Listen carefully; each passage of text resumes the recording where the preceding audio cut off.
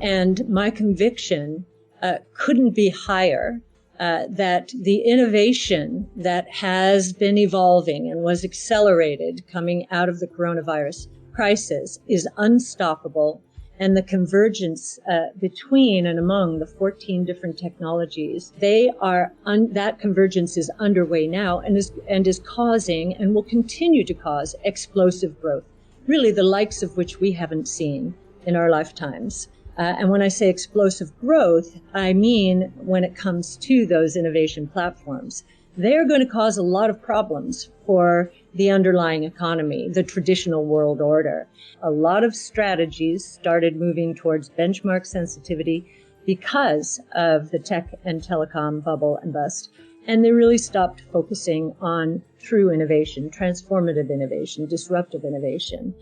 So the gleam in the eye, the dream during the tech and telecom bubble, investors were falling all over themselves to get the next deal and to ride it, up hundreds of percent within a few days. And we've got two companies here that are being dismissed as stay-at-home stocks that are going to fall back to earth.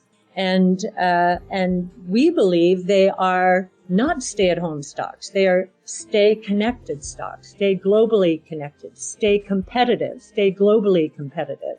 Teladoc being the backbone of the healthcare system from an information point of view here in the United States.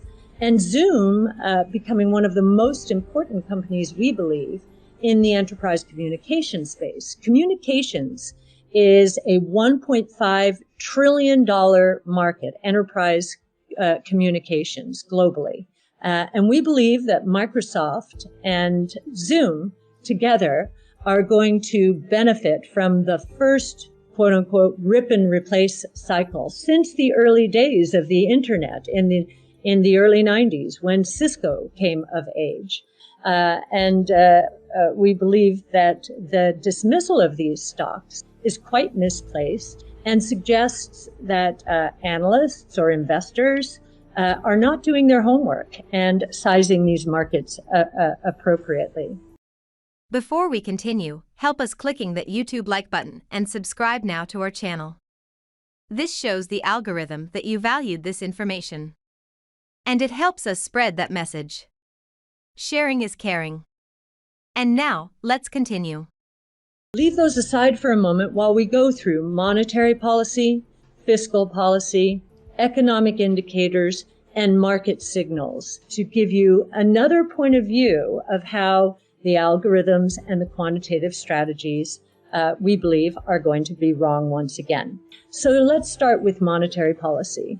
What has riled the market in the last week or so is Fed minutes being released suggesting that the Fed is going to become more aggressive at raising interest rates, perhaps sooner than many expected, maybe in the March timeframe. Now, what we believe has happened here is that the Fed, having suggested that inflation was transitory since the beginning of the coronavirus, was becoming concerned when it saw CPI inflation, headline inflation, year over year at 6.8%. And it does not want to be blamed for inflation being sustained and certainly not moving out of control. We think this is a bit of jawboning here. We think that some of the economic statistics that I'm going to share with you in a bit, the Fed knows very well. And those statistics suggest that inflation is indeed transitory. But on the off chance, and I'm sure there's a big debate going on at the Fed, there are going to be some Fed governors and Fed presidents who are looking at statistics and are citing some that are still on their way up. There are others who are going to be citing statistics that are on their way down. But they want to err on the side of hawkishness or being too tight right now, certainly from a jawboning point of view, because they don't want inflation to continue to escalate. On fiscal policy, that one's easy. Senator Manchin from West Virginia is basically saying he's not going to negotiate. I think he too has been citing inflation, debt, and taxes as 3 reasons not to spend more money. So we think the good news there is that some of the onerous tax increases that were part of that package will not go through. I have bad news for you. If you're not rich by now, you're screwed. And if you're in debt, you're even double screwed. How so, you might wonder? Well, the sad truth is that you're working your whole life to make someone else rich. The mega corporations, the banks, the politicians, everyone is getting richer. They get your money. And what is even worse, they get your time, they get your life. You are not even in a rat race, you're in a financial prison. But what could a solution for you look like? Honestly, I don't know, but I know what a solution for me would look like. It's very simple. I use whatever money I have and I multiply it with 1,000. This could make my life much easier and probably yours as well. If you have $1,000 available and multiply this with 1,000, I believe that this could solve some financial issue for the one or the other. Of course, if you're ugly, you would have to multiply it with much more than 1,000. My name is Markus Dahn, and this is what I decided to do. I decided to 1000x my money. This is not a joke. I know what you may be thinking. What is this guy talking about? How should this work? This is not possible. Well, I made a detailed video where I laid out my plan.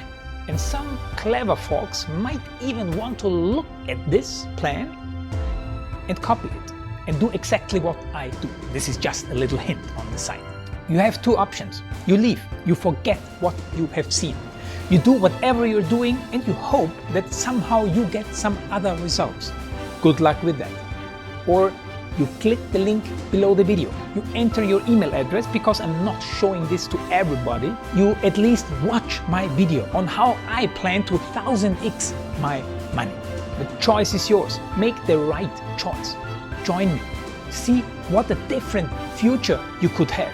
See at least how I intend, how I plan to do the 1000x. So click on the link below, enter your email address, and I see you on the other side. Your Markus Dahn.